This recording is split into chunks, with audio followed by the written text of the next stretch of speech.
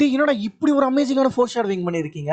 அது என்னன்னா அந்த பென்குயின் சீரிஸ்னு ஒரு தரமான சீரிஸ் இறக்குனானுங்களே. அதுல எபிசோட் நம்பர் 3 ஓட எண்டிங்ல நதியா மெரோனி ஆஸையும் சோஃபியாவையும் கன் பாயிண்ட்ல நிறுத்தி சரவுண்ட் பண்ணிருப்பா. பட் அந்த இடத்துல விக்டர் தரமான என்ட்ரி கொடுத்து நம்ம ஆஸை காப்பாத்திருப்பான். ஆனா அதுக்கப்புறம் நதியா மெரோனி இவங்க உருவாக்கிட்டு இருந்த ட்ரக் பிசினஸோட மஷ்ரூம் ஃபார்மிங்க ரைடு பண்ணி மொத்தமா எடுத்துட்டு வந்துருவா. சோ இப்போ அவகிட்ட இருந்து அதை திருப்பி வாங்குறதுக்காக எபிசோட் நம்பர் 5ல மெரோனி பார்த்து வளர்த்த அவனோட ஒரே பையன் தாஜ் மெரோனிய அவனோட இடத்துல வச்சு அவனை தூக்கணும்னு நம்ம ஆஸ் ஆளுங்களோட உள்ள வந்து பட் நம்ம ஆஸ் உள்ள வந்து சம்பவம் பண்ணிட்டு இருக்கிறது கூட தெரியாம அவன் வெறும் பாட்டு கேட்டுட்டு இருப்பாங்க. அண்ட் அவனோட முதுகுல டேட்டோ போற மாதிரி காமிச்சிருப்பாங்க. அந்த டேட்டோ நீங்க நல்லா நோட் பண்ணீங்கன்னா தெரியும், ஒரு ஃபீனிக்ஸ் பேர்டு தான் டேட்டோவா போட்டுட்டு இருப்பாங்க. ஆப்வியஸா எல்லாருக்குமே தெரியும் ஃபீனிக்ஸ் பேர்டு தன்னையே எரிச்சிக்கிட்டு அந்த சாம்பல்ல இருந்து மறுபடியும் உயிர் தெளிந்து வரும்னு. அதனால தான் ஃபீனிக்ஸ் பேர்டு இமோர்டல் பேர்டுன்னு சொல்லுவாங்க. சோ எக்ஸாக்ட்டா அதே மாதிரியே சேம் அதே எபிசோட் நம்பர் 5 ஓட மிட் பாயிண்ட்ல தாஜ் பெட்ரோல் ஊத்தி நம்ம ஆஸ் கொளுத்தி இருப்பாருங்க. வெறும் ஒரு டேட்டோவை காமிச்சு தாஜ் எப்படி சாவ போறான்னு ஃபோர் ஷேடோவிங் பண்ணிருப்பாங்க. ஆனா அவன் ஃபீனிக்ஸ் பேர்டு மாதிரி ரிட்டர்ன்லாம் வந்திருக்க மாட்டான். அதுக்கான காரணம் என்ன தெரியுமா? அந்த ஃபீனிக்ஸ் பேர்டோட டேட்டோவை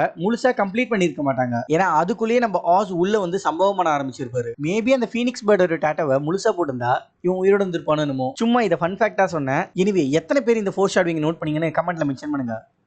அப்புறம் பார்க்கலாம்.